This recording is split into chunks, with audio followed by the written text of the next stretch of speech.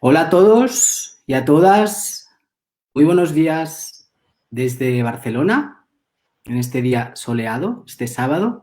Son las 12:32. Si os parece, vamos dando unos segundos para que se incorpore la gente. Hola Robert, hola Dani, hola John Darro. ¿Qué tal? Muy bienvenidos a todos y a todas. Soy Javier Urrutia, director de la Escuela de Cine Educa tu Mirada de Barcelona. Para mí es un placer hoy estar aquí con vosotros y vosotras, en vivo y en directo, desde Facebook Live de la página de Solaris. La idea es hoy debatir, hablar, dialogar sobre uno de los temas que yo creo más controvertidos que hay en nuestro tiempo, ¿vale? Que es la relación entre arte y censura, ¿no? Y sobre todo lo hacemos pues partiendo de ese número 4 de la revista Solaris, titulado Cine que hoy no se podría rodar, ¿no? Y que parte pues un poco de la premisa, pues hasta qué punto a títulos como La vida de Brian, El portero de noche, a Perros de paja, a La naranja mecánica, etcétera, etcétera, Lolita, pues podrían filmarse en nuestro tiempo, ¿no? A día de hoy, donde es verdad que lo políticamente correcto pues en ocasiones limita mucho la libertad y constriñe el marco creativo del artista. Así que si os parece, sí que me gustaría antes de empezar a nombrar a los autores que forman parte de este número 4 de la revista, ¿vale? Que son 13 autores.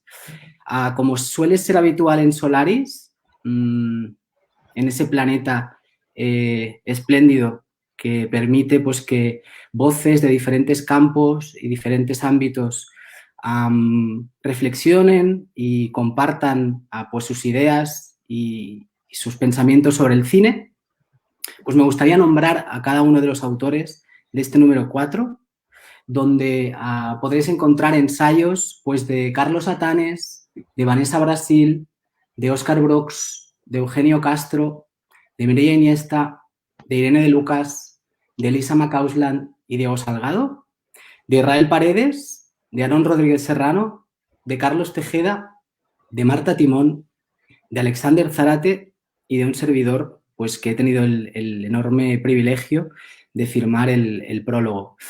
Hola Marta, Marta veo que también está aquí. Marta y Ricardo, os enviamos un abrazo muy fuerte y un besito. Sabemos que estáis ahí y que en el fondo sois los creadores de este maravilloso planeta llamado Solaris, ¿no? Que apuesta por la transversalidad de discursos y que intenta romper con esa idea que yo creo que nos ha hecho mucho daño a la cultura y a las humanidades, que es la especialización. Creo que estamos en un momento donde urge hablar y mezclar discursos, ¿no? De diferentes especialidades, de diferentes campos, de diferentes ámbitos. Porque tal vez eso es lo que nos permite salir de nosotros mismos y en lugar de mirar lo que nos separa, pues mirar lo que nos une, ¿no? Saludo, me gustaría saludar a todo el mundo que va diciendo comentarios, pero es imposible. Y sí que deciros que voy a estar muy pendiente, tened un poco de paciencia, porque también para mí esto es un poco complejo y yo estoy aquí en calidad de moderador, pero también voy a participar en el debate y voy a intentar estar muy pendiente de lo que vais comentando. Y nos gustaría a todos que fuerais también vosotros los que vais conduciendo el debate a partir de vuestras preguntas. ¿Vale? Así que, hola a todos, hola Marta, hola José, hola Ana, hola Roger, etcétera. ¿Vale? Y ahora sí, que si os parece, vamos a empezar. Sabéis que no podemos estar aquí los 13 autores de este número 4 y lo que han hecho Marta y Ricardo es escoger digamos, cuatro autores maravillosos, pues para que hoy estén en representación de todos. Y estos 4 autores son Carlos Atanes, cineasta, escritor y dramaturgo, Mireia Iniesta, especialista en género, amiga y profesora también en la Escuela Educa tu Mirada. Y Diego y Elisa, que son periodistas y críticos de cine. Así que a todos os saludamos. A ver, permitidme que ahora sí os incorporo. ¿Vale? Add to stream. Vale, supongo que ahora os vemos. ¿Vale? ¿Qué tal? Buenos días, ¿cómo estáis? Hola. Hola. ¿Cómo estáis? Además vamos a hacer un puente aéreo reflexivo y en forma de debate, porque Carlos y Diego estáis en Madrid, ¿verdad? Sí. Y Mireia, estás en Barcelona. En tu barrio. Exacto, además estamos en el mismo barrio, estamos ahí cerquita, es verdad. ¿Cómo están las cosas por Madrid, Carlos y Diego? Y Elisa. Bueno, parece que han quitado la nieve, parece ser. Ya podemos ir a la calle. Vale. Eso es importante. La nieve se ha ido esparciendo, ¿no? Ha desaparecido. Eso está bien. Sí. Pero la imagen ha quedado ahí en nuestros corazones. Muy bien. Si os parece, vamos a empezar para un poco romper el hielo. Lo que voy a hacer es citar un pequeño fragmento de vuestro artículo, ¿vale? Si os parece, vosotros mismos lo acabáis de explicar con vuestras palabras, que seguro que lo hacéis mucho mejor, ¿vale? Así que empezamos con Carlos, que dice, por ejemplo, lo siguiente, ¿no? Dice, la mayor presión a la que está sometido el cine actual no es la censura externa, los trending topics, las muecas de desaprobación, el botón de borrar amigos, sino el adocenamiento voluntario, el manso acoplamiento, el marco institucional y académico. Carlos, ¿por qué has escogido a este director? ¿Por qué has escogido a George Budgereit en tu artículo? En el artículo lo he tomado un poco como excusa. O sea, el artículo no versa exclusivamente sobre Budgereit y Necromantic. Habla de él y habla del proceso judicial que tuvo, pero lo he cogido básicamente como punto de partida para desarrollar mi discurso y además con la excusa también de una anécdota personal que tuve, ¿no? Porque coincidimos sin vernos, pero coincidimos en un festival de cine y me resultaba muy práctico empezar desde ahí, porque además la historia del proceso judicial es muy interesante, ¿no? Cómo tuvo que forzarse la condición artística de la película para poder exhibirse, ¿no? Bueno, etcétera. El artículo habla bastante de esto, pero luego va a otros sitios porque uno de los problemas que tenía al escribir esta parte del libro de Solaris fue que me costó un montón, o sea, un gran esfuerzo escribirlo porque me sentía muy incapacitado para hacerlo desde un punto de vista externo a este tema, ¿no? Como implicado directo, porque yo he estado haciendo películas en el ámbito underground, pero he hecho películas, entonces me sentía como que tenía que hacerlo un poco desde primera persona. Entonces, creo que es más el artículo de un cineasta que no de un crítico, un estudioso, un académico o un observador externo. Entonces, nada, digamos que me acerqué a Budgereit para partir de ahí. Pero al final hablo de muchas más cosas, porque en realidad ni siquiera me centro en lo que sería la censura institucional o la censura política, ¿no? Antes tú has comentado que efectivamente eso es un tema, bueno, muy, muy candente, ¿no? El de la presión de las redes, el de la censura, etcétera, etcétera.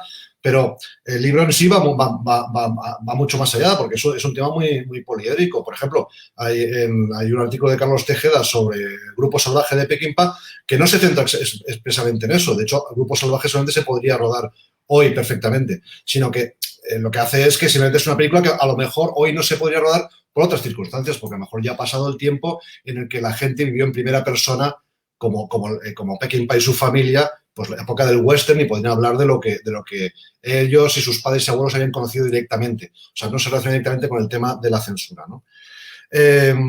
Aparte de eso, el propio título puede dar lugar a muchos equívocos. El cine que hoy no se podría rodar. Yo creo que se puede rodar todo. Es una cosa que defiendo en el artículo.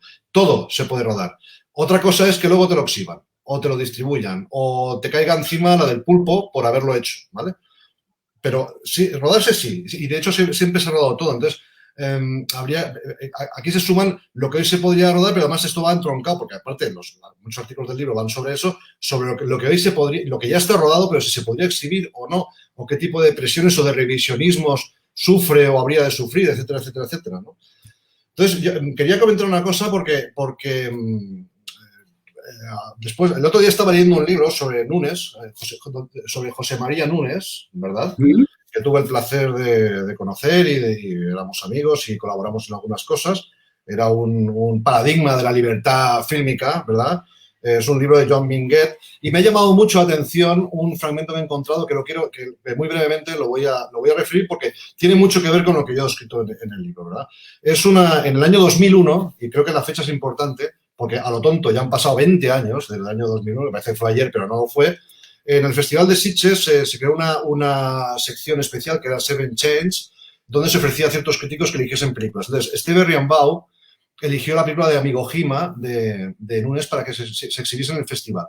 Y entonces le envió una carta abierta a Nunes y le dijo, 2001, le dijo, desaparecida la censura política, impera actualmente otra forma de cortapisa comercial mucho más drástica y selectiva que prejuzga, dictamina y, si procede, condena al ostracismo a cualquier película que no se ajuste a los cánones de lo políticamente correcto y lo comercialmente viable.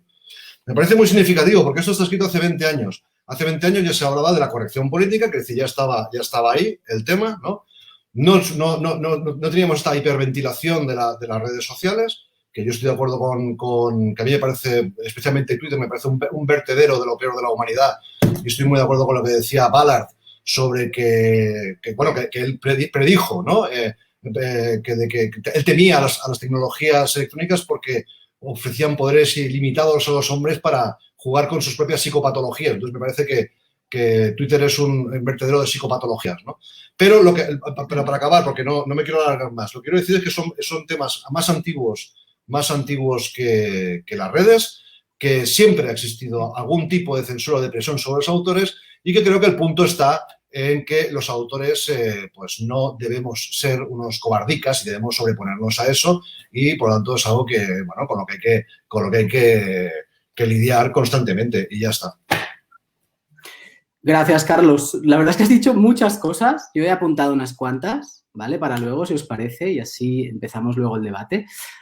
Diego y Elisa, ¿qué tal? ¿Habéis vosotros, habéis hecho el artículo, lo habéis enfocado desde la película El portero de noche, de Cavani, de 1974? ¿Por qué escogisteis esta película? Explicad un poco si os parece el enfoque, aunque creo que también vendría bien. Una cita, ¿no? Sí, citar un fragmento, si os parece, vosotros os lanzáis a partir de él. Decís lo siguiente: ver El portero de noche, a fecha de hoy, quizás suponga un shock, una experiencia decepcionante o insatisfactoria, pero por otro lado representa una ocasión excepcional para volver a constatar que, como siempre ocurrió en el terreno de la cultura y el arte, es en lo extraño, lo equívoco, lo contrahecho y lo obsceno donde radica la única esperanza de perdernos y reencontrarnos a nosotros mismos. Bueno, es algo que defendemos de una manera bastante vehemente. En ocasiones lo hemos llamado feminismo del extrañamiento y creemos que en ese sentido Liliana Cavani, ya no solo en un sentido genealógico, sino cómo aborda la ficción digamos, su honestidad a la hora de plantear sus argumentos en un sentido expresivo, está en línea, ¿no? con esa idea. Y desde el subsuelo moral, a propósito del portero de noche, pues bueno, es nuestro artículo, sí, que explora sobre todo lo ocurrido en el escenario de recepción, que es algo que también creemos que es importante subrayar y reseñar y analizar, porque digamos que es una película considerada imprescindible, El portero de noche, pero ahora ya no tanto, ¿no? Y entonces, esto que ha pasado para que resulte a día de hoy incómoda, ya no solo de ver, sino lo que creemos que es bastante más importante, sino de analizar. ¿Y cómo se analiza? y en eso, sobre todo en lo que tiene que ver con lo genealógico, a la hora también de, digamos, hasta qué punto una Liliana Cavani es a día de hoy un cromo muy difícil de intercambiar en lo genealógico feminista, dependiendo de qué discursos y sobre todo la manera en la que se abordan determinados discursos, en qué ágoras. Hemos citado, Carlos, completamente de acuerdo en lo que suponen las redes sociales, pero por eso son tan interesantes y creo que, creemos que en ese sentido hay muchísimo que trabajar y que abordar, y sobre todo desde la crítica y desde la investigación, porque sí es sencillo reducir a estas autoras, a estos autores, a un lema, a un juicio rápido, y creemos que en su expresión hay mucho más. Gracias, Elisa. Vale, por último, Mireia Iniesta, que ha abordado la película Perros de Paja, de Peckinpah. Mireia, voy a citarte, ¿vale? Y tú explicas lo que te parezca. Dice lo siguiente Mireia en su artículo: ¿podría volver a rodarse una escena como la de la violación de Perros de Paja en pleno auge de la era del Me Too? Presumiblemente no. No solo porque uno de los puntales de la cuarta ola feminista sea la consigna "no es no", ni porque nos inscribamos dentro de la creencia de que la representación de violaciones en el cine las fomente en la vida real, sino por el modo y la intencionalidad en que fue planificada y rodada la escena en cuestión. Porque más allá de la estilización de la violencia y de la erotización de la agresión, Peckinpah romantiza la violación. Y eso es lo que la mirada contemporánea ya no puede tolerar. Vale. En primer lugar, estoy bastante de acuerdo con lo que ha dicho tanto Carlos Satanes como Elisa en muchas cosas. A ver, no estoy a favor del revisionismo, sí de contextualizar, pero de revisar no. No estoy a favor de la censura en ninguna de sus manifestaciones, porque además es que no funciona. O sea, las obras de arte siempre tiran para adelante. No estoy muy segura de que realmente, claro, Carlos es director y está más informado que yo, pero yo veo cosas en el mercado, o sea, he hecho una listita pequeña, la digo así rápidamente, que son heavytronas y que ahí están, y algunas son de cine más de autor y otras llegan a las salas y son más mainstream, que es ese cine además del que hay que hablar más, que es el que más ve la gente. A ver, yo qué sé, por ejemplo, ¿no? Possessor and Cat de Brandon Cronenberg, que este año estaba en Sitges, tiene una parte de violencia jugosilla. Saint Maud, Midsommar, las pelis de Gabriel Mascaro con sus masturbaciones y corridas de caballos y coitos de embarazadas. Make Good My Love de Abel Kechiche, por decir alguna, ¿qué más? Y todo Ulrich Seidel, que me parece que, en fin, Crudo de Julia Ducournau. Bueno, a ver, y podía estar aquí, pues, bueno, La vida de Adele.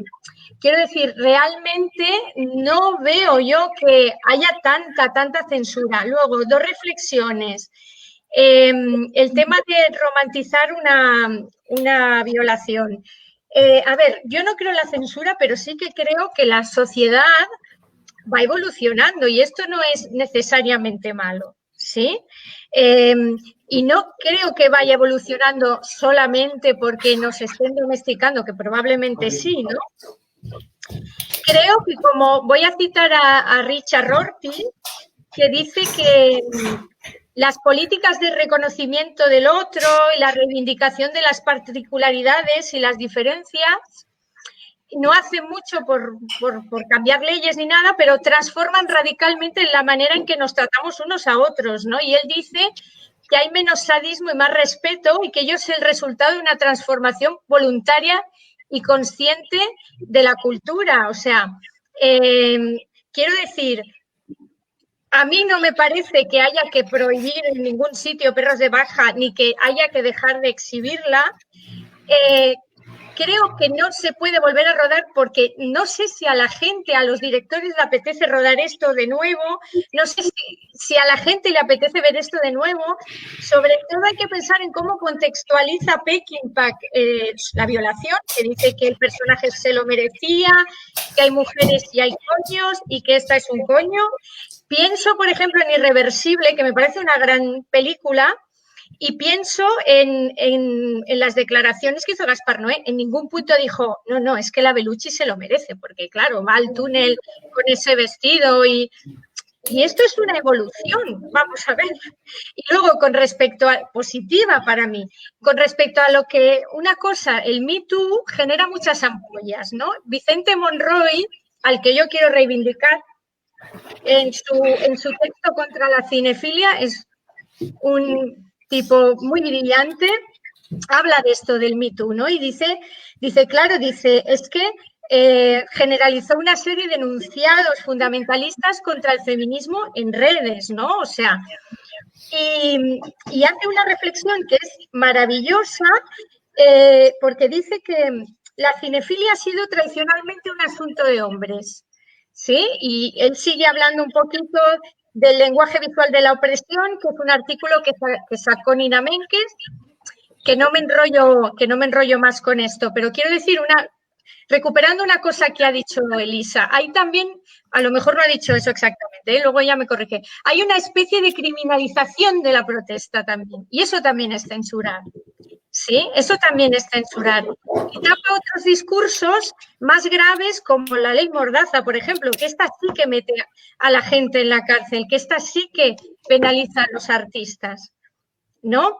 Entonces me quedo con esta idea de que, bueno, la sociedad en cierta forma también evoluciona y se vuelve más civilizada y he dado una lista de productos cinematográficos, audiovisuales, que son duros y que se siguen exhibiendo y lo celebro, vamos a ver. No sé si me he explicado, ¿eh? Te has explicado perfectamente, Mireia, gracias. Tenemos ya una pregunta larga, yo la voy a leer, ¿vale? Espero estar inspirado porque es muy larga, ¿eh? A Jesús Odremán dice lo siguiente, es una reflexión también y yo creo que nos puede servir también para empezar el debate, si os parece. Dice a Jesús, con permiso, quisiera compartir una perspectiva. Desde una visión personal de la industria de entretenimiento, el proceso de formación de audiencias es, en gran medida, una consecuencia de las estrategias de promoción o marketing de los grandes consorcios de contenidos. Desde esta perspectiva, el autor está de algún modo condicionado por esta forma de parcela que condiciona el relato audiovisual que puede aspirar a llevar a la pantalla. Me gustaría saber cómo ve el panel esta perspectiva. ¿Os lanzáis? Carlos, Diego y Elisa, a Mireia. Bueno, yo creo que absolutamente, ¿no? Y yo no me quedaría solo en la industria, añadiría todo lo demás, y la academia, y la institución, y todo, por supuesto. Yo creo que este es Mireia ha hablado de que actualmente se rodan pues, muchas cosas muy, muy hardcore, y es verdad, es cierto, ¿no? Y tenemos, pues, no estoy muy al día del cine contemporáneo, la verdad, pero he visto algunas, he visto Crudo, he visto Midsommar, y es verdad, pero no sé si hasta qué punto tocan los temas más peligrosos, no lo sé. No lo sé si siguen, si están en el lado menos peligroso de la línea, ¿no? Y no llegan a cruzarla, porque la violencia está muy asumida y destrozar. Ayer mismo estaba viendo un episodio de The Boys, la serie de televisión, ¿no? Y la gente salta en pedazos a cada momento. Y es verdad que hay más desnudos y sexo y violencia. Pero, bueno, luego todos sabemos cuáles son los temas que te pueden traer un problema si los tocas, ¿no? Y no sé cuánta gente realmente se atreve a eso. Sí que creo que hay un adocenamiento. Un adocenamiento que viene de dos vías. Una es que yo creo que vivimos la época con menos censura de la historia. Y cuando me refiero a menos censura de la historia no estoy refiriendo a hoy, este año, el año pasado. Hablo en términos un poco más generales, pero censura ha existido siempre y me refiero a censura gubernamental.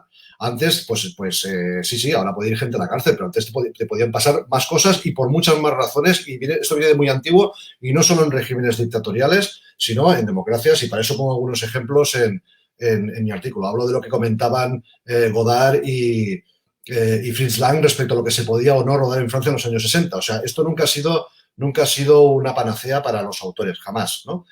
Y es verdad que se puede hablar con más libertad de muchos temas que en otras ocasiones. Pero sí que creo que sí que existe la sensación, de una presión.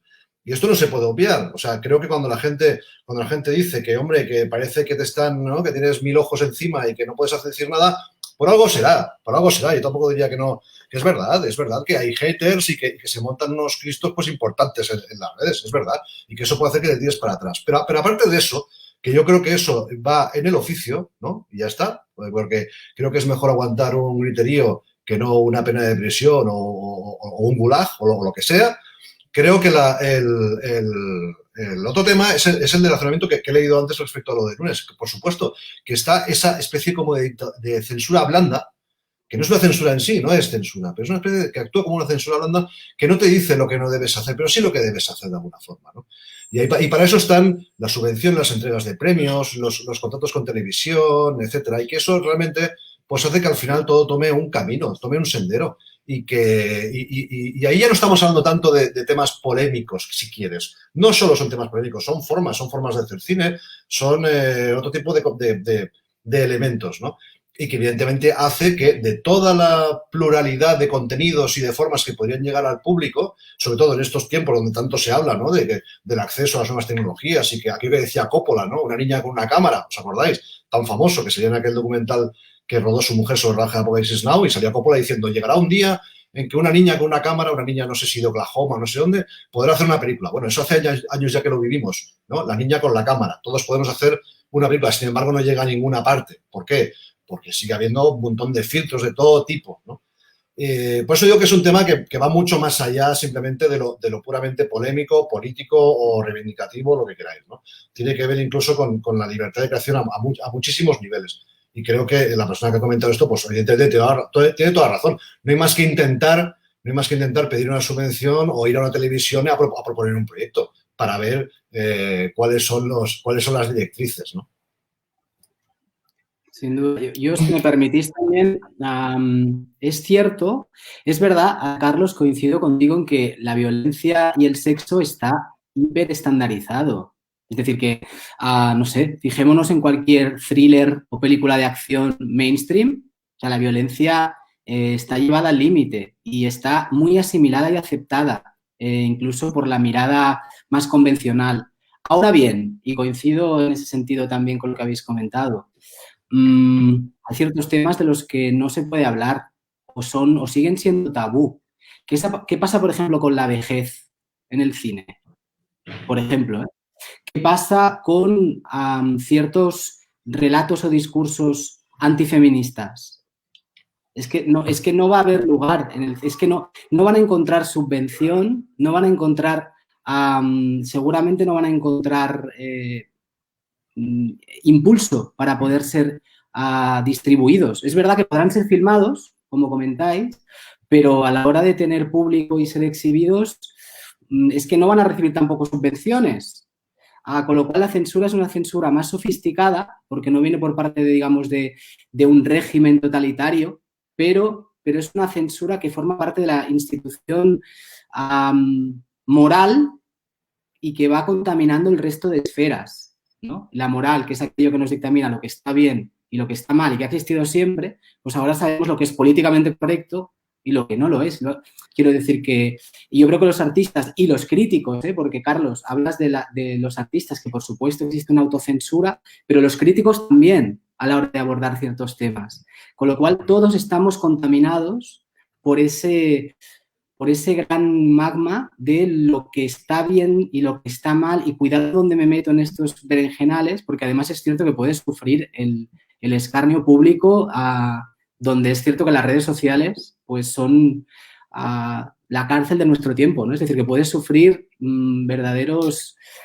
pueden acabar con tu carrera con unos cuantos clics y con tu punto de vista, ¿no? Simplemente porque has dicho algo que ha molestado.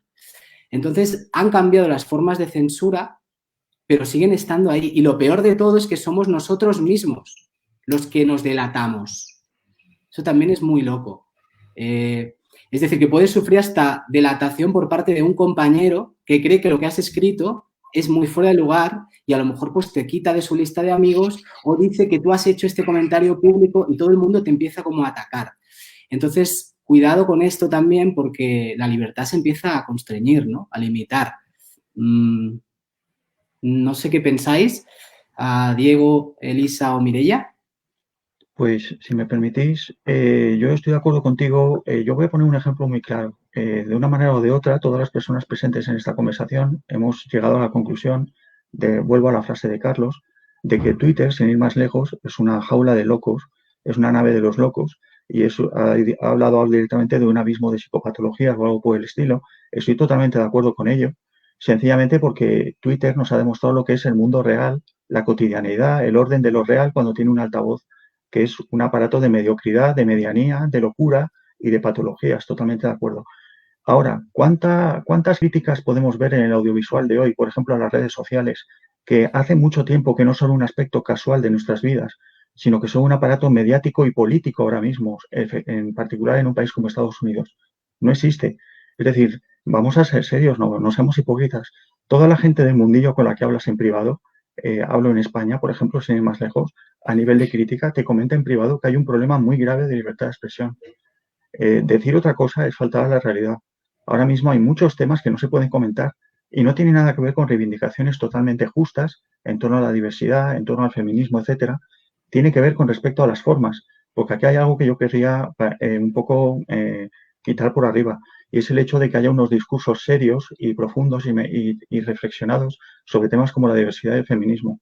La mayor parte de esos discursos no son discursos, sino que es una caja de resonancia de un proceso borreguil, hipnótico, en el que estamos metidos, ya que es global, siempre ha existido, porque no nos engañemos, toda sociedad ha tenido siempre su orden moral y ha tenido siempre a continuación un orden censor. Eso siempre ha sido así. En el aspecto del mainstream y del cine mayoritario, que es la cuestión que nos ha interesado siempre a Elisa y a mí, que es lo que llamamos la cultura popular y cómo se conforma esa cultura popular en un aparato capitalista, pues es evidente que siempre ha habido unas censuras y unos problemas. Ahora, el tema es que antes la censura venía de arriba abajo y aún hoy, como decía Mireia, sigue ocurriendo con temas como la ley Mordaza. Tenemos un caso de una persona que puede ir a la cárcel por expresar artísticamente unas opiniones, pero la censura más grave que se está dando ahora es la que ha dicho Javier, de par a par, de vecino a vecino, de persona que te amenaza, de persona que te está produciendo la cultura de la cancelación, que quien diga que no existe miente, porque existe la cultura de la cancelación. Y yo insisto, en Estados Unidos ahora mismo, en el aspecto de la cultura mayoritaria, el tema de la cultura de la cancelación, de la censura, etcétera, ha cambiado de signo en muy pocos años toda la cultura popular y en particular el cine, que está ahora mismo, no por casualidad, en una situación de medianía, de autocensura y de una serie de discursos estereotipados y de mediocridad como pocas veces ha visto en la historia del cine norteamericano. Hablamos de 120 años de historia de cine. Entonces, yo creo que habría que ser un poquito al respecto, insisto, hay reivindicaciones que son absolutamente justas y voy a poner un ejemplo. Elisa y yo estamos bastante interesados, y yo esto se lo debo a Elisa, en el tema de la recuperación de directoras, de la genealogía de un feminismo en el cine, etcétera.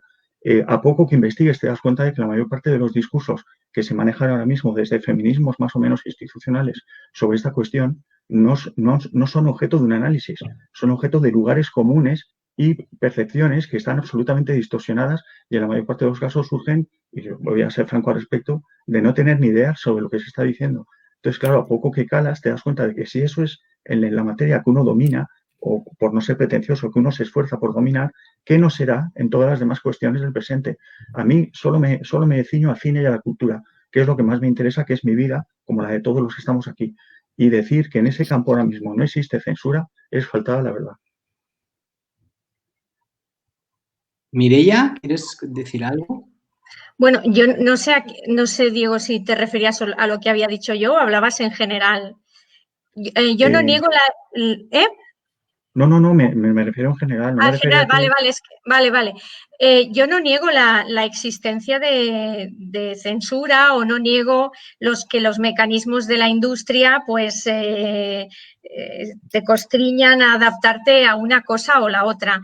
Yo contextualizaba lo que decía en mi artículo, que sí que creo que realmente, por ejemplo, Aarón Rodríguez Serrano, que es un Mozart de la crítica, en su artículo sobre Lolita, dice, bueno, no se podría volver a rodar porque se habla de la romantización de la pedofilia. Y luego él a renglón seguido dice, pero esto no lo hace la película de Kubrick, pero sí que identifica que la romantización de la pedofilia no se podría rodar. Con respecto a Twitter, yo creo que a veces ayuda a las películas, porque, a ver, cuando Buñuel rodó Viridiana no existía Twitter, pero claro, el Vaticano se la intentó cargar y decía Buñuel, nos ha hecho un favor, porque claro, nos ha hecho tantísima publicidad que realmente no hubiéramos, yo no hubiera podido pagar esta publicidad que me ha hecho el Vaticano. Entonces, yo no niego la existencia de la censura, no niego que haya un feminismo equivocado, yo a lo mejor como feminista estoy equivocada, no lo niego, pero sí que creo que lo de Twitter realmente es ruido y que bueno, que en cierta forma una censura en Twitter te puede ayudar. Y que de los mensajes que hay en Twitter hay cosas que son barbaridades y que es gente oligofrénica de la que hay que pasar, y hay personas que dicen cosas muy atinadas, no solo en cuanto al arte o al cine o a la cultura, en cuanto a un montón de cosas. Y esto pasa en la vida también. Entonces, y todos nosotros y todas nosotras hemos sido censuradas. A mí se me censura todo el rato, todos los días, porque soy feminista. Incluso personas súper cercanas. Entonces, bueno, creo que hay que distinguir la paja del grano, estando de acuerdo con todo lo que habéis dicho los demás, por supuesto. No sé si estoy siendo... Sí, perdona, un poco por replicarte. Yo es Sí. que y esto es un tema que he debatido, incluso he discutido con Elisa muchas veces. Es decir, yo no me meto en otros ámbitos en los cuales yo no controlo, porque las situaciones son muy complejas, incluyendo también la de la cultura popular y el cine mayoritario, que es un tema muy complejo. Pero sí, y yo siempre le comento a Elisa, que a mí lo que me preocupa es que no cabe negarlo. La cultura ahora mismo, la cultura mayoritaria y la que no es mayoritaria, tiene un signo ideológico muy determinado ahora mismo. Que no pasa nada, insisto, porque todas las épocas han tenido su control ideológico y su mayoría moral, por decirlo de alguna manera. Y siempre esa mayoría moral tiende a ejercer una censura, porque el ser humano es así. Lo que no me gusta, no quiero verlo. Y siempre ha ocurrido y está ocurriendo ahora mismo también. Entonces, yo no puedo entrar a valorar otros aspectos, pero sí creo que en el aspecto de la cultura mayoritaria y del cine en concreto ahora mismo, claro que existe un ánimo censor. No diría una censura, porque el tema, un poco más, yo iría por el tema, este término un poco curioso de la postcensura. Yo iría por lo que ha dicho Javier. Esa sensación continua de que estamos todos bajo una amenaza perpetua, de que quieras decir lo que quieras decir, te puede caer un palo en algún momento, y hay que decirlo, es que yo insisto, no puede ser que todos estemos equivocados al respecto de la percepción, porque yo insisto, no es una percepción personal.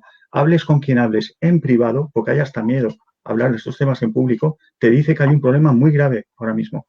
Entonces, por eso te digo que podemos luego debatir efectivamente si hay otro tipo de censuras, por ejemplo, la que tienes tú. Yo, si a ti te acosan mañana en redes porque tienes una opinión determinada de tipo feminista, me parece execrable, por supuesto. Forma parte del mismo ámbito de locura en el que nos estamos moviendo ahora mismo, de enconamiento ideológico y de locura. Pero yo creo que en el ámbito de la cultura ahora mismo hay un signo ideológico muy claro. Y ese signo ideológico creo que ha perdido de vista hace tiempo el sentido de la perspectiva, de la proporción e incluso de la generosidad con otras opiniones.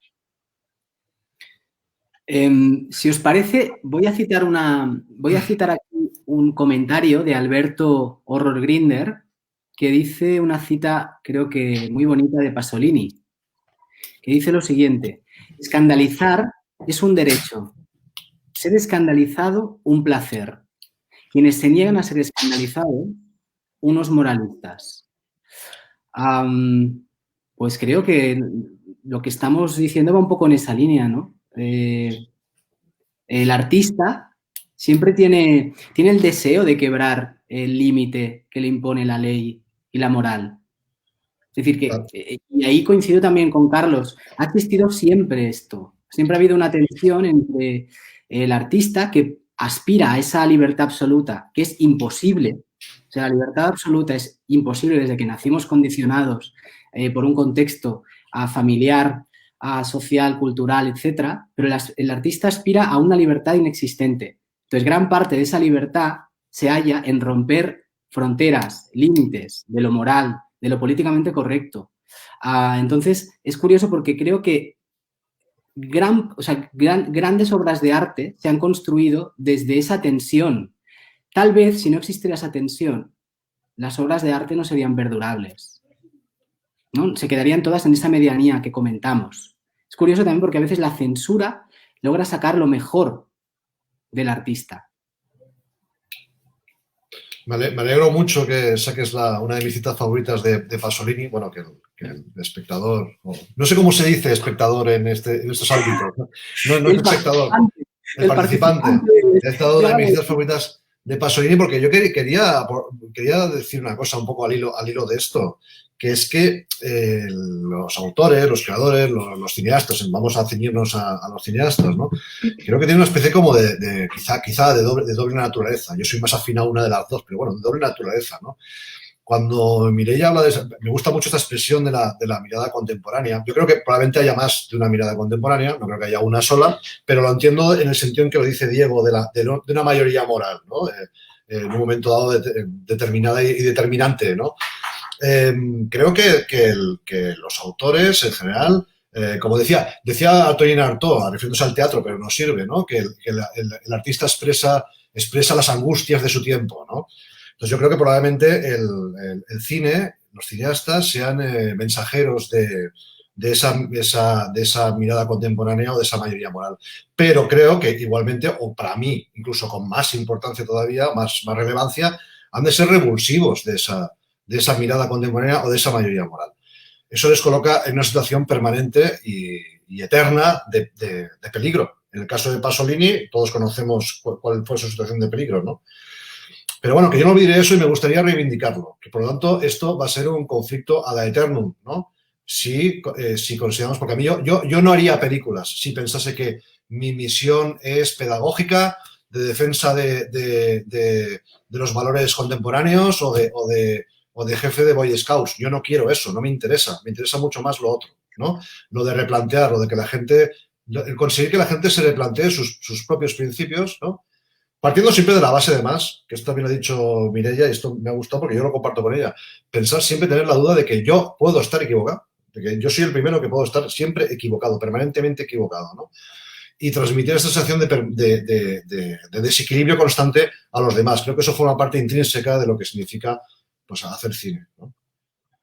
Yo sí quería también traer a colación el tema que también Diego y yo hablamos de esto y discutimos sobre la cuestión, pero bueno, el concretar lo expresivo y lo comunicativo, porque creo que es algo que aquí también se confunde en muchas ocasiones, porque a veces estamos hablando de determinadas esferas que tienen que ver más con lo comunicativo, que tienen que ver más incluso con lo periodístico, con lo que tendría que ver con una responsabilidad social a la hora de hacer lo que lógicamente implica tu propia profesión y cómo en el ámbito de la ficción a veces le estamos pidiendo a la ficción lo que deberíamos pedirle a otros ámbitos. Y creo que es algo que a mí me gustaría insistir, sobre todo porque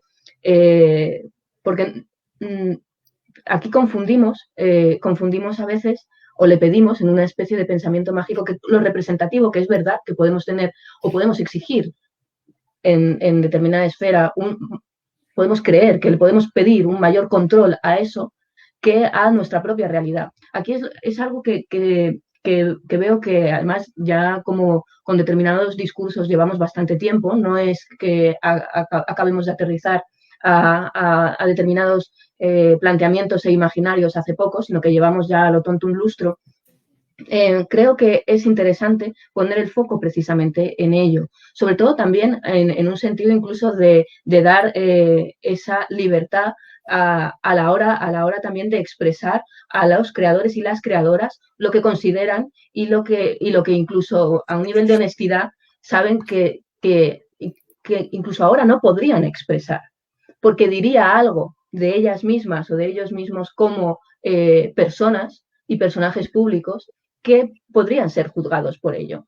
Esto hay que tenerlo bastante en cuenta en este sentido. Bueno, en esta película exactamente tiene que ver contigo o no, en qué sentido de autoficción y cómo esa ficción se supone que habla de ti y de tu posicionamiento en la esfera pública. En realidad, esto hay que tenerlo en cuenta. Creo que hay que debatirlo también porque podemos pedirle a alguien, por ejemplo, que de sus imágenes se deducen, de las imágenes que ha concretado expresivamente, se deducen unas ciertas cosas, pero que luego en el discurso comunicativo, en la rueda de prensa, en la nota de prensa, te dice que es justo lo contrario o te intenta enmarcar en un discurso que crítica, prescripción y esfera pública van a aplaudir. Pero en muchas ocasiones lo que está diciendo la película es a veces incluso lo contrario y contradictorio. Ya no digo además en un sentido de ambigüedad consciente o inconsciente, sino en el mainstream, por ejemplo, que te venga primero la nota de prensa diciendo que vas a ver la película revolucionaria en este u otro aspecto, y luego tú ves la película y dices, pues no. Y ya no solo en un sentido argumental discursivo, sino en lo discursivo que mandan de las propias imágenes. Y creo que esto además es un tema que Diego le lleva dando muchísimas vueltas desde hace tiempo y que a mí me parece súper importante también tener en cuenta a la hora de analizar, porque muchas veces nos quedamos con, esta película habla de esto, tú ves la película y dices, pues para hablar de esto se queda muy corta a nivel de imagen, a nivel de lo que de verdad me tiene que decir y cómo. Y en el cómo tiene mucho que ver eso también, en ese regular las imágenes, en ese querer regular la expresión. A mí me parece que hay una traslación de nuestras propias frustraciones en el presente, de que querríamos ver cambios en nuestra realidad y como no los vemos en la realidad, queremos verlos, aunque sea en la pantalla, en la viñeta, donde queramos, ¿no? Y teniendo en cuenta además que es curioso lo críticos y críticas que somos en determinados ámbitos que tienen que ver con la codificación de la ficción, incluso yo diría ahora una hipercodificación en el sentido de casi de estos son los temas que tengo que tocar y que tienen que quedar muy claros que son esos temas. Es decir, tiene que quedar muy claro mi mensaje, pero un mensaje en un sentido casi literal. Cuando luego, por ejemplo, la crítica a todo lo que sostiene actualmente el aparato audiovisual brilla por su ausencia. Y estoy hablando directamente de todo el entramado oligopolio que sostiene ahora mismo plataformas y demás, y que se está viendo por muchos compañeros y compañeras, lógicamente, como una oportunidad de trabajo, claro, pero también dentro de unas constricciones también de producción. Y esto hay que tenerlo también muy en cuenta, porque eso también es un escenario. No voy a hablar de censura, sino de condiciones materiales. A esto sigo insistiendo también, de todas maneras, que todas las ayudas que hagan falta para que, digamos, personas y muchísimas creadoras que antes no tenían esa vía para, digamos, ese acceso también a determinada industria, me parece interesantísimo. Pero interesantísimo, vuelvo a insistir también, en unos términos de, desde luego, ver otras perspectivas, ver otras maneras de abordar la ficción, pero también en lo que estamos en la esfera pública, y que también eres analizada y criticada por qué haces y cómo lo haces. Y en esto yo, por ejemplo, también creo que como adultas es interesante e importante que se tenga en cuenta que todo lo que hacemos también lo hacemos en ese algo. Os quiero decir, yo veo por compañeros y compañeras también, pero que a determinados discursos no les habían hecho ningún tipo de caso hasta hace 2 veranos, que de repente con determinados objetos culturales son especialmente paternalistas. Porque decir que a lo mejor ese objeto cultural era mediocre o que tenía unos problemas, como está afirmado por una autora, pues no se puede decir. Pues a mí eso personalmente me parece bastante pernicioso para todo en general. Al igual que si hay un objeto cultural firmado por un compañero y dices, ostras, esto es alucinante, esto tiene unos discursos interesantes, o hacerle el traje crítico, desde luego, pero siempre desde la crítica para todo en los mismos términos. Y en esto, por ejemplo, ¿por qué? Porque lógicamente dices, no, espérate, ¿por qué he criticado a una autora en la que se supone que hay un quórum generalizado con, y dices, es que esto me ha pasado con varias cosas que dices, wow, hay que verlo. Y luego dices, aquí hay problemas, ¿por qué nadie ha hecho mención o ha analizado esto? Sobre todo porque es lo que tú también quieres en justicia con tu obra en la esfera pública. No sé qué opináis vosotros de esto.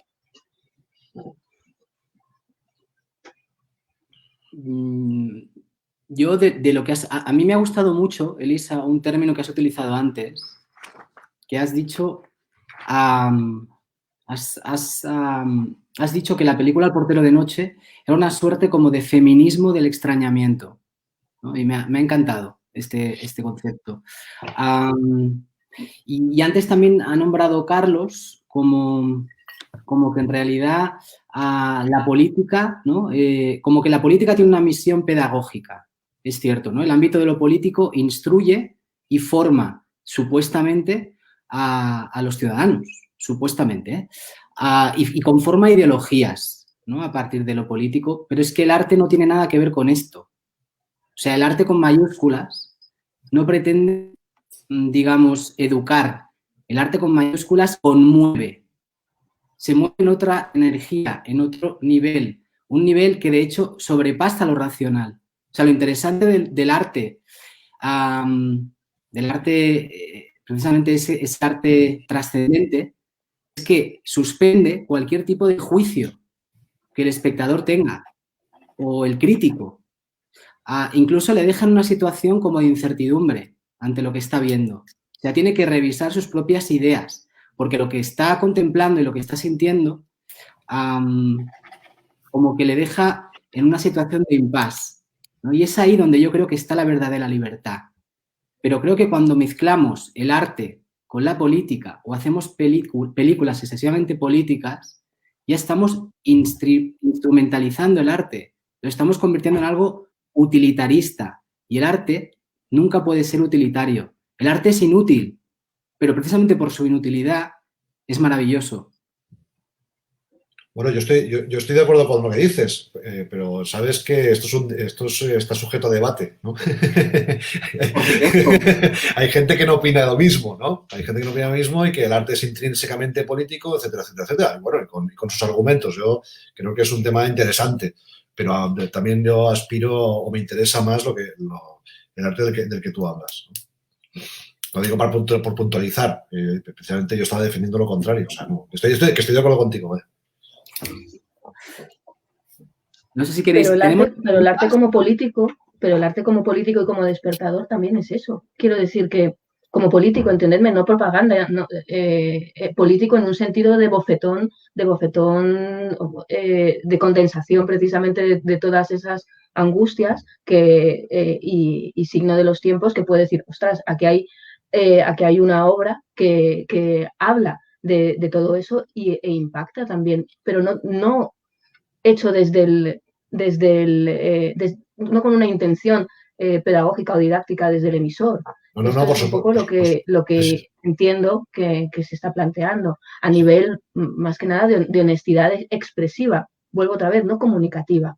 Y esto es por lo que, en parte, también estamos todos, al final, tan atrapados por esa esfera pública 2.0, que por cierto también sostienen ciertos oligopolios tecnológicos, en la que estamos siempre pensando qué comunicamos, en un sentido también de qué se puede y qué no se puede decir, pero vamos a ser honestas aquí también en esta cuestión, porque tiene que ver también con el valor de cada uno de nuestros nombres en la propia esfera pública cultural.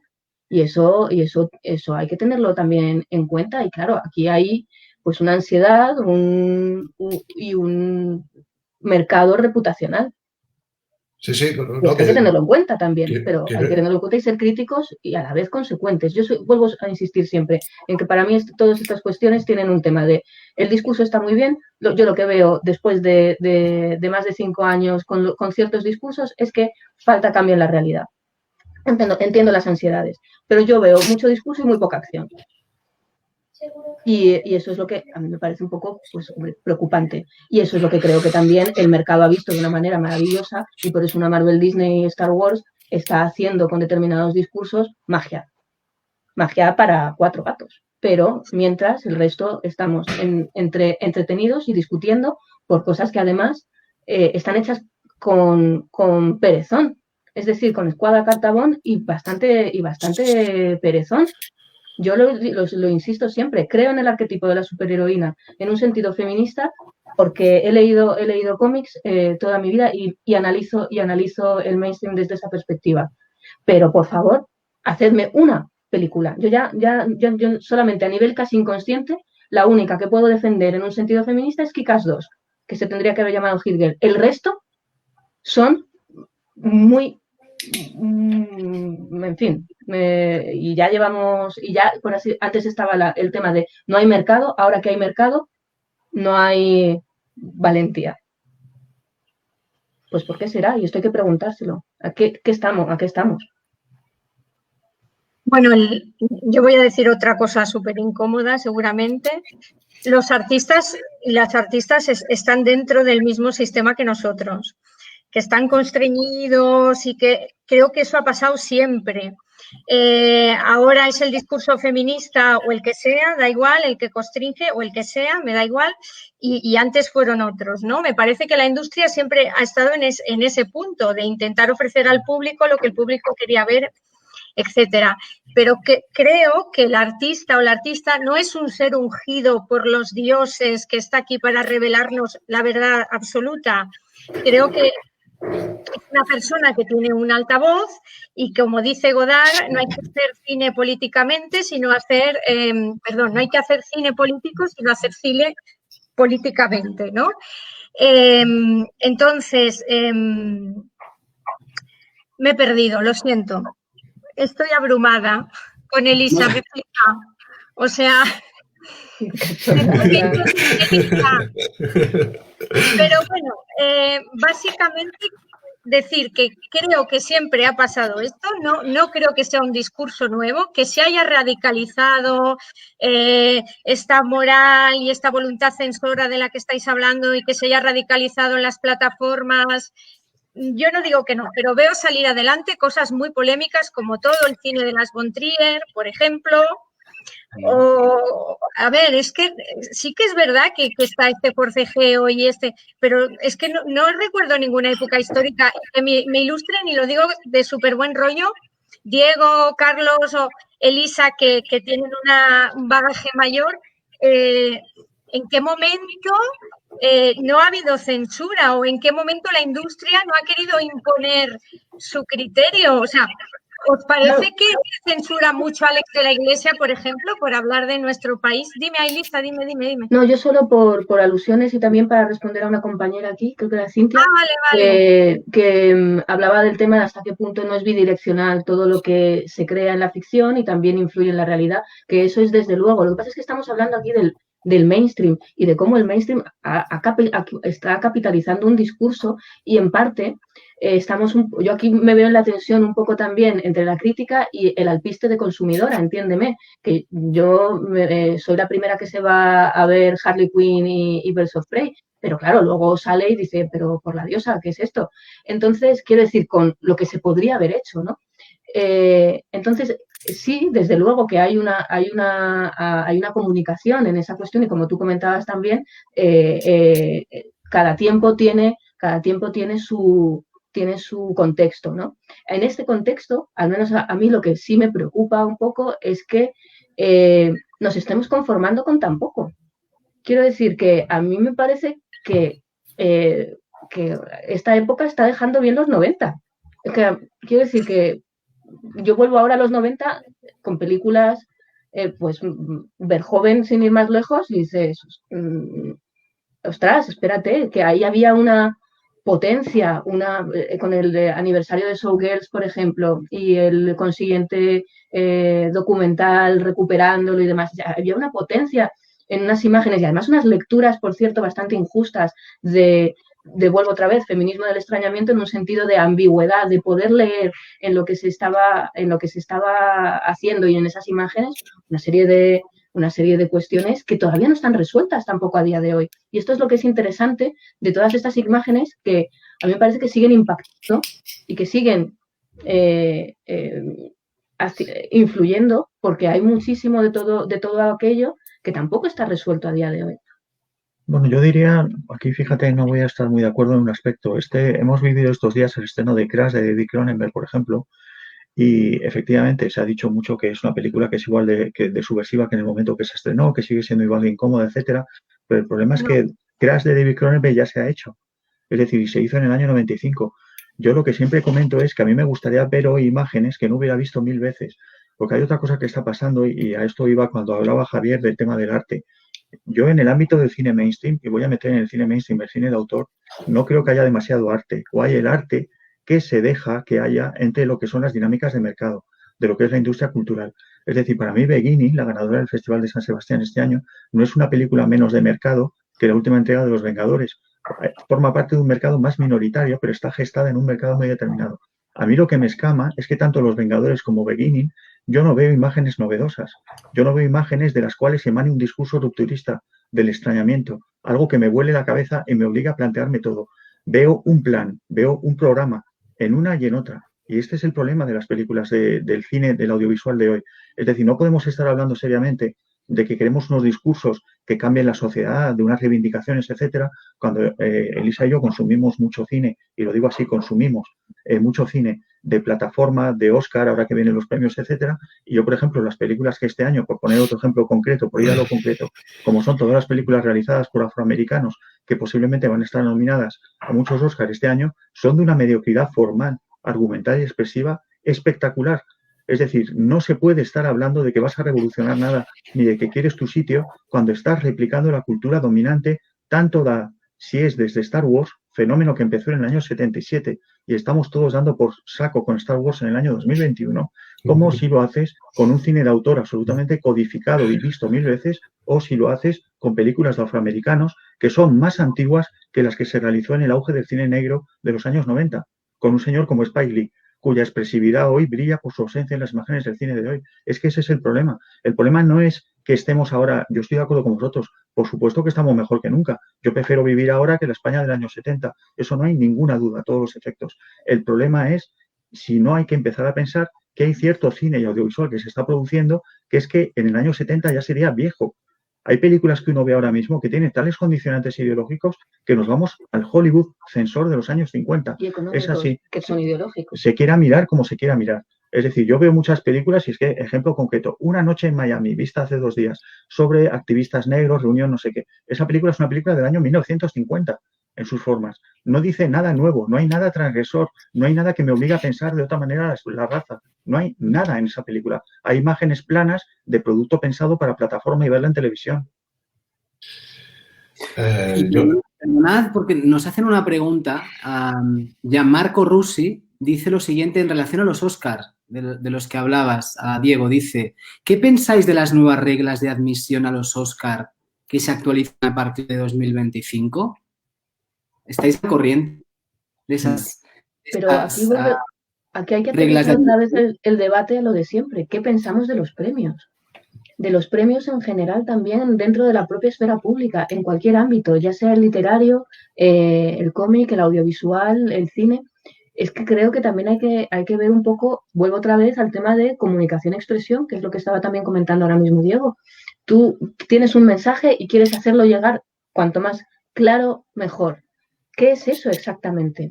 Entonces, eso es más comunicación. No tiene que ver tanto con un tema de expresión. Y, por lo tanto, todo lo que vayas a trabajar probablemente sea un lugar común, porque es con lo que se llega antes. Se llega antes más claro dentro de lo que tú consideras que quieres trasladar. Y esto hay que tenerlo muy en cuenta. Con los premios ocurre igual. Hay un tema ahí también. Sí, apunte muy breve sobre los Oscars. Los Oscars, y vosotros lo sabréis porque ya tenemos todos una cierta edad, hasta hace pocos años todos nos reíamos de los Oscars. Los Oscars nunca han tenido ninguna validez. Todos sabemos lo que era un escaparate para la industria, de la propia industria. Que ahora, en lugar de optar a algo alternativo, nos congratulemos porque va a ganar una directora de origen asiático el Oscar a la mejor película este año, es como, pero estamos entendiendo todo mal. Pero si no tiene ningún interés, si solo el hecho de que sea, lo importante es que es el Oscar, que todo es una institución, que es sistema puro y duro. Entonces, ¿por qué ahora de pronto el Oscar es importante y hace 5 años no lo era y dentro de 5 años, porque la vida da muchas vueltas, va a volver a no serlo? Es una serie de contradicciones de tipo sistémico que no es lo que un poco lo que comentaba antes Elisa. Hay que ser más críticos y autocríticos con lo que estamos diciendo y haciendo a nivel cultural, porque muchas de las afirmaciones que hacemos son insostenibles.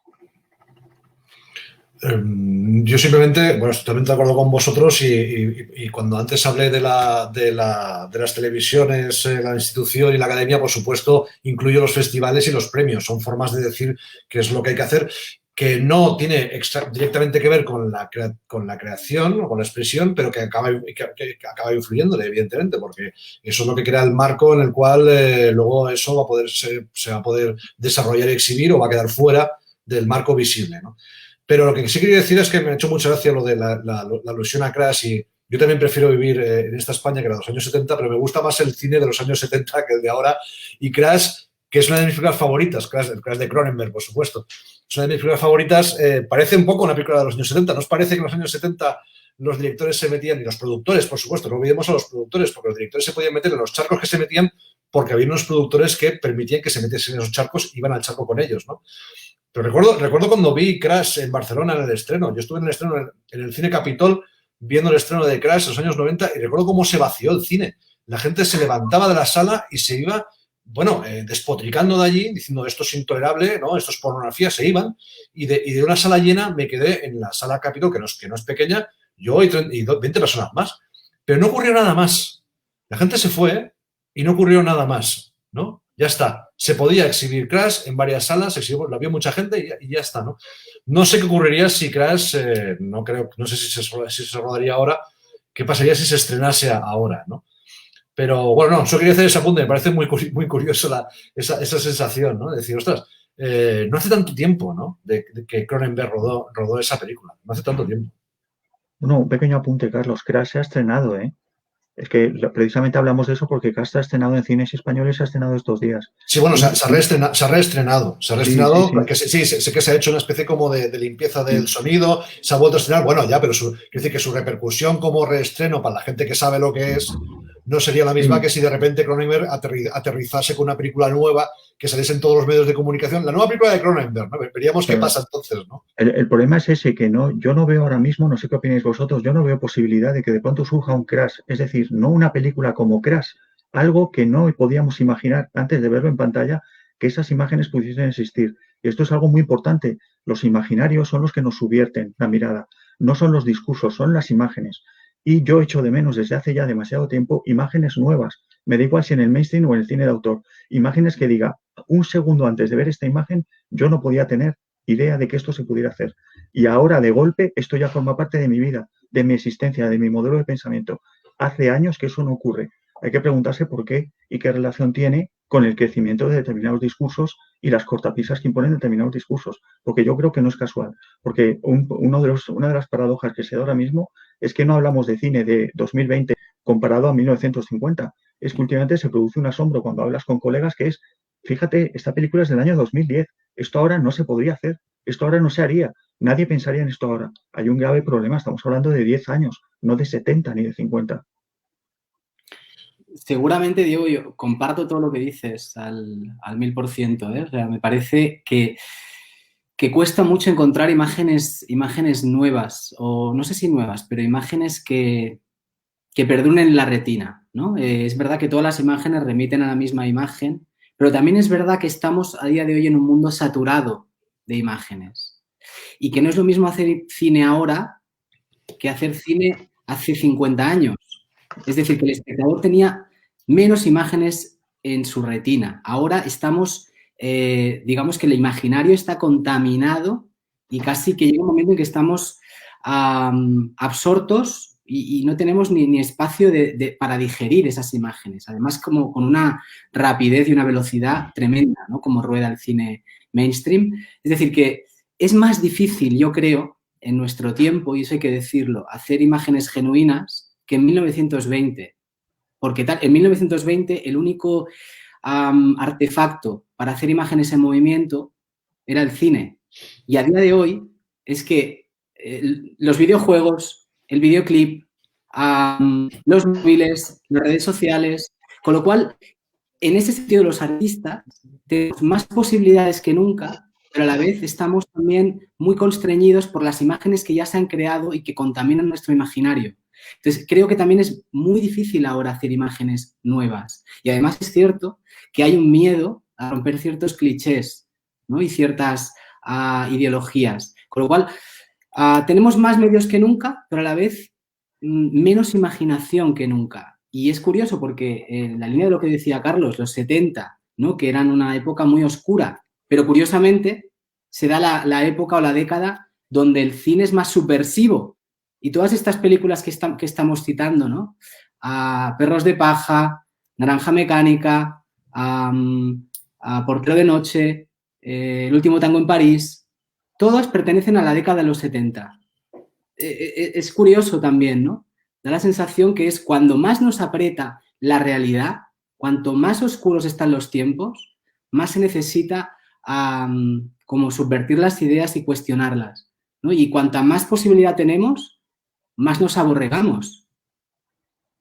Que, por cierto, déjame romper una lanza por el cine español, porque a tu lista añado Arrebato de Iván Zulueta, que aunque estrenado en el año 80, se aplica perfectamente a los 70. Imagínate un arrebato ahora, ¿no? Un arrebato de Zulueta ahora, ¿no? Fue hijo de su tiempo. Yo solo quería hacer un pequeño apunte, que muchas imágenes no quiere decir imágenes diversas ni diferentes, ¿eh? Esto es un tema que Elisa y yo hemos analizado, vamos, y no es un tema de analizar. Basta ser usuario de Instagram para darte cuenta que Instagram tiene abiertas 500 millones de cuentas de usuarios y, sin embargo, el 99% de ellas son platos tomados en perspectiva cenital antes de comer en una terraza. Es decir, que no garantiza ni mayores medios, ni la democratización de los medios, ni más miradas garantizan mayor inventiva de las imágenes. Y eso es un problema también, creo que muy ligado, la estandarización del pensamiento y de las imágenes a la situación que estamos viviendo ahora mismo. Porque claro que hay imágenes que quedan por salir.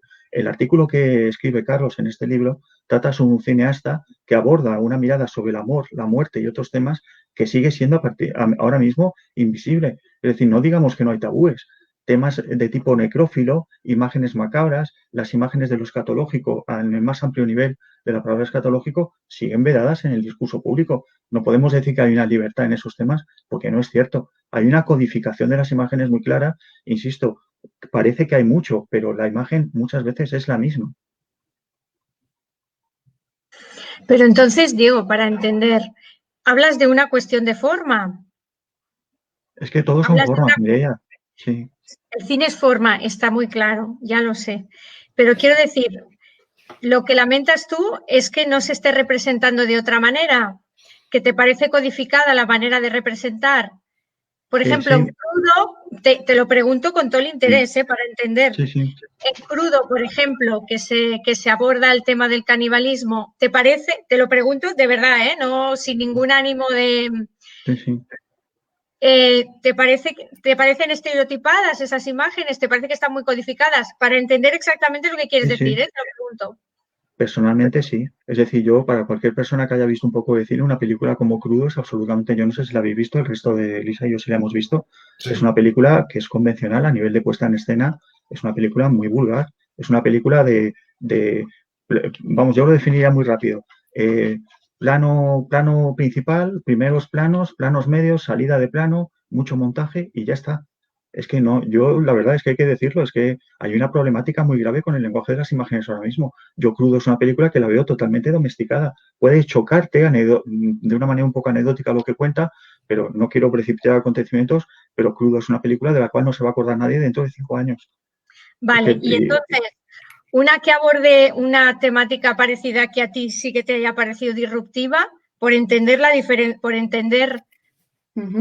Por ejemplo, a nosotros nos gusta especialmente la mirada, lo que llamamos mirada oblicua, de una Lucille Hadjalilovic, que nos parece que es una autora especialmente, digamos, que sabe cómo codificar una serie de problemáticas en un sentido, además, podríamos decir ambivalente, bastante ambiguo, y plantea una serie de imágenes que desde luego son difíciles de sacar ningún tipo de discurso claro de ellas en un sentido programático, si lo prefieres.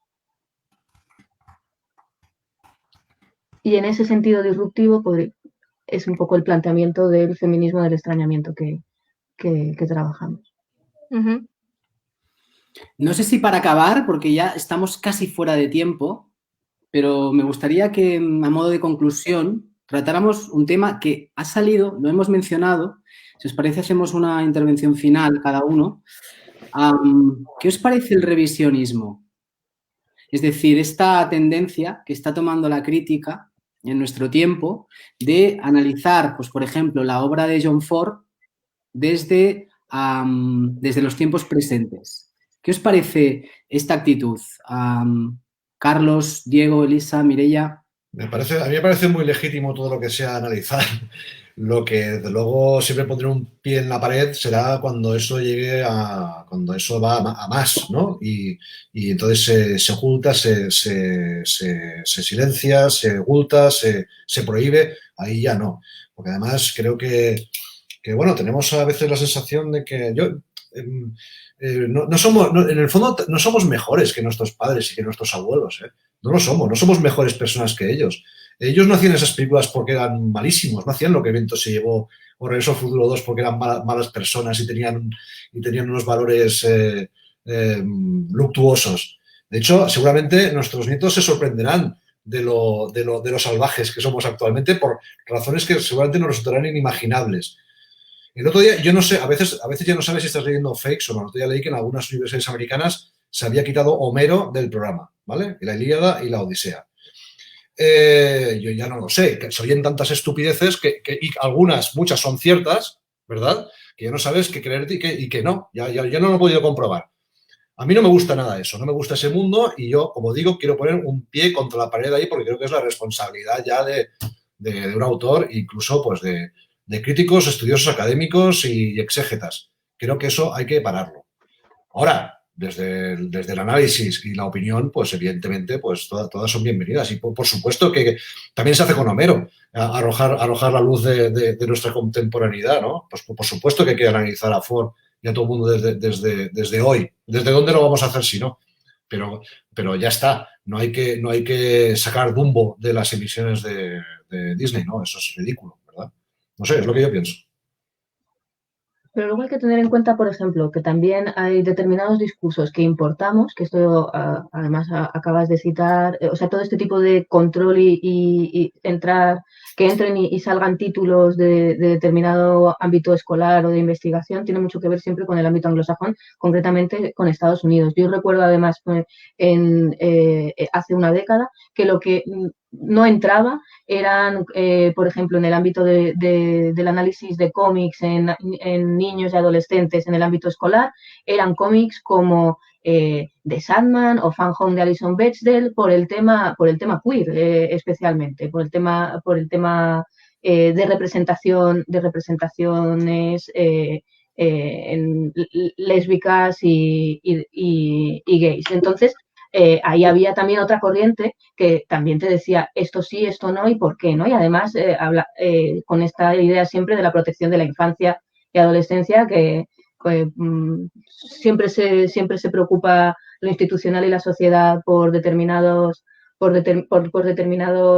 colectivos, un poco en la misma línea, pero no en otras que de verdad deberían abordar, ¿no? Y entonces por eso también hay que tenerlo en cuenta. Lo interesante de cómo ha cambiado esto tan rápido también nos habla de hasta qué punto hay siempre un control ya no solo en la representación, sino también en qué se analiza y por qué y desde dónde. Y esto creo que es lo que a mí me parece más curioso de esta última mutación, de cómo los poderes se han hecho con este discurso para plantear una serie de vuelvo a decir, de discursos públicos, que yo lo que quiero saber es de verdad qué políticas de realidad hay detrás de todo ello. Es decir, por ejemplo, en los ámbitos institucionales, uno de los discursos de los últimos 2-3 años en el ámbito institucional empresarial tiene que ver con la igualdad. Es de lo que más se comunica, pero lo que menos, una vez empiezas a ver qué ha pasado a nivel empresa, institución, realidad laboral, es que no se ha tocado casi nada, a partir de otros, en contraste con otros ámbitos que abordar, ¿no? Y dices, es lo más cacareado, es lo que mejor imagen nos da, pero es lo que luego, a nivel de realidad, menos se aborda. Esto es, lo quería dejar claro también para que seamos, sobre todo, críticos y conscientes con, al final, dónde está el poder económico, que normalmente es el político también, pero económico y de creación de verdad de realidad en nuestra realidad, en nuestro plano de existencia y de relaciones. Y luego todo lo que tiene que ver también hasta qué punto con la libertad de representación y qué dicen esas ficciones. A mí, por ejemplo, Peckinpah me parece, en el análisis además que hace Mireia, me parece interesantísimo y muy, muy agudo con lo que estaba sucediendo en los 70 también, en todo lo que tenía que ver con las relaciones entre ya no solo hombres y mujeres al otro lado de la pantalla, sino en las representaciones de la masculinidad y lo que estaba ocurriendo en todos esos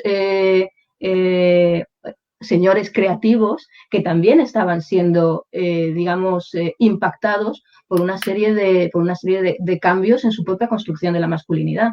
Esto es interesantísimo. Y en qué abordan y cómo abordan también, bueno, pues las libertades que se estaban ganando por otro lado, ¿no? Y cómo lo codifican. Para eso es la obra de Peckinpah que debería estar, no te voy a decir que también a un nivel de análisis en la escuela, pero casi, por cierto, sería muy interesante. O sea, imaginad esa clase, sería muy divertido. Entonces, esto hay que tenerlo en cuenta. Para mí lo que me parece sobre todo muy importante es que en realidad hay que mostrarlo todo, que representarlo todo y sobre todo porque permite poder dialogar con todas esas realidades, si lo preferís, y dentro del discurso, en un espacio seguro. Pero es el que es, a fin de cuentas, el del pensamiento y la crítica. Totalmente de acuerdo. No sé si Mireia, ¿quieres hablar tú, Mireia?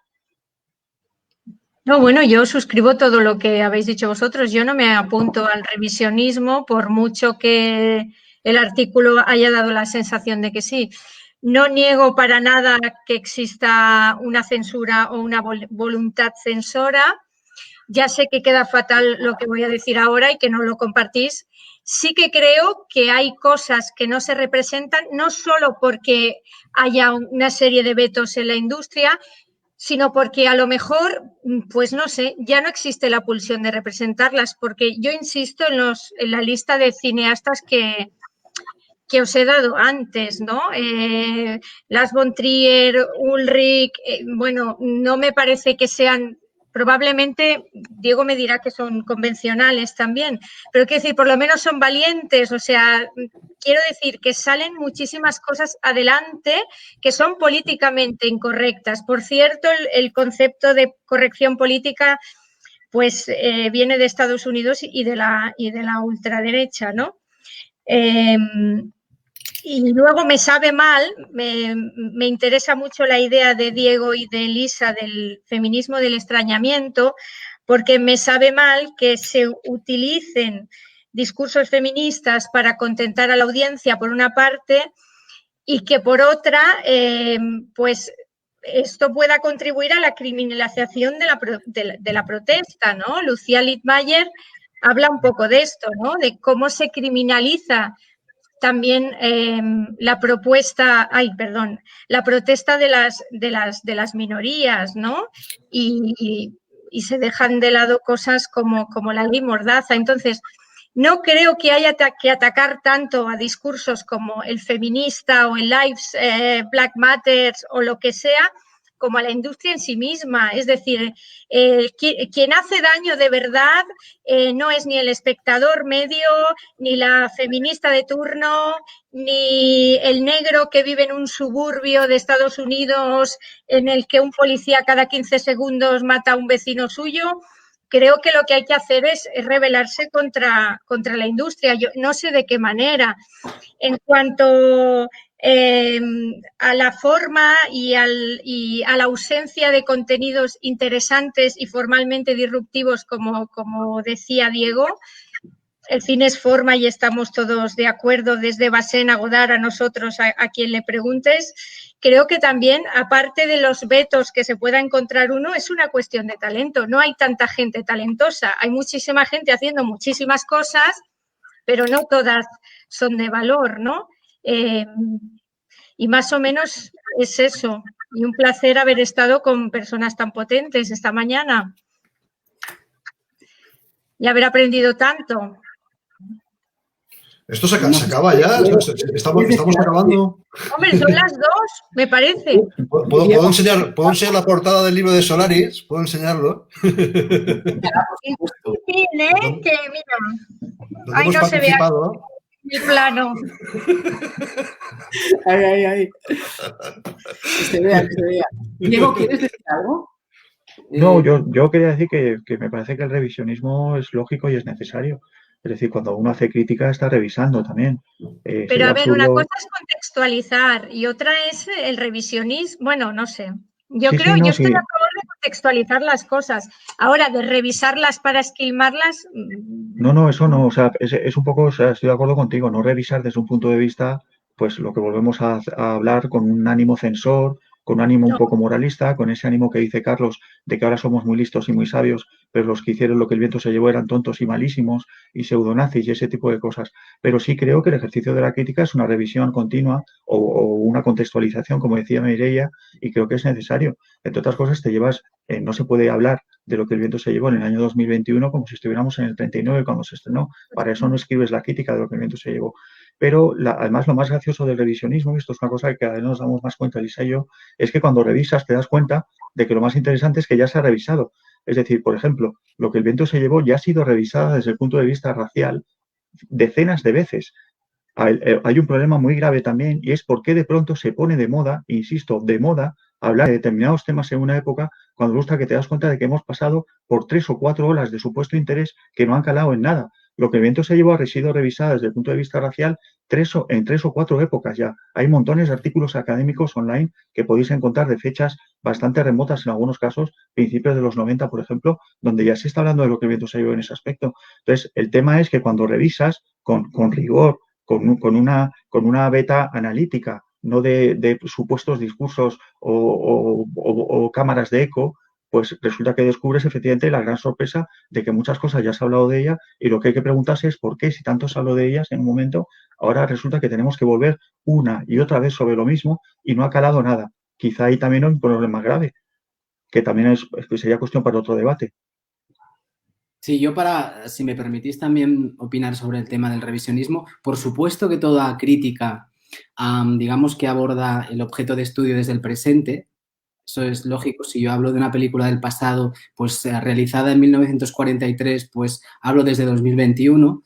Pero tal vez el revisionismo, el peligro que conlleva es cuando fuerza y manipula de alguna manera la propia obra para que coincida con los postulados morales que le interesan al crítico. Es decir, cuando empieza a ver cosas o que no están en la propia obra o que está sobreinterpretando y malinterpretando o incluso despreciando esa obra porque no coincide con sus, digamos, ideales del presente o ideologías del presente. Ese es el revisionismo, a mi juicio, peligroso. Y el que es maravilloso y el que hemos de hacer los críticos, sin duda, es el de intentar dejar de lado nuestros juicios morales, ideológicos y hablar únicamente del ámbito estético. Creo que sería lo más pertinente. Un placer estar con vosotros. Diego, Elisa, Carlos, Mireia, un besito y un abrazo para todos. Gracias a todos los que nos han escuchado y sobre todo los que habéis participado. Me sabe mal, no hemos podido daros lugar y espacio a todos los comentarios, que han sido muchísimos. De hecho, el debate tenía que durar 1 hora y cuarto y ha durado pues prácticamente 1 hora y media.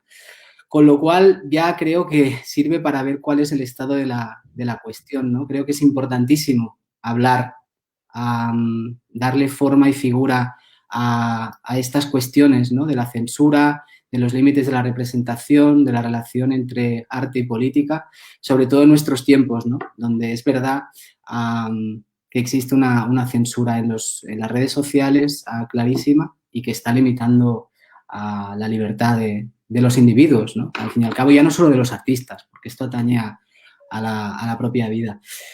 Y si os parece, a modo de conclusión, me gustaría citar a Tarkovsky, que creo que también es un artista que tuvo que exiliarse de su país y que tuvo muchísimos problemas con la censura y del que haremos un seminario en Educa tu Mirada el día 20 de marzo.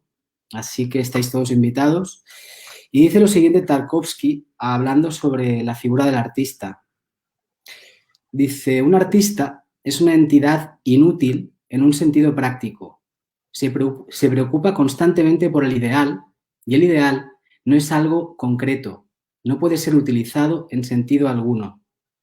El artista es una especie de taumaturgo, de profeta, alguien capaz de reconocer los hechos y proponer un nuevo sistema de relaciones, una nueva comprensión destinada a corregir el carácter exclusivo y limitador del significado oficial, a hacer el hombre más libre, en definitiva, de obrar un milagro. Gracias por hacérmelo tan fácil, porque es verdad que también es la primera vez que hago de moderador en Facebook Live y lo he pasado en grande hablando con vosotros. Nos vemos por las redes, en la vida y en el próximo encuentro de Solaris. Un besito para todos, gracias y nos vemos por aquí la próxima ocasión, ¿vale? Cuidaros Gracias. mucho. Chao, chao. Gracias por estar. Luego. Un placer.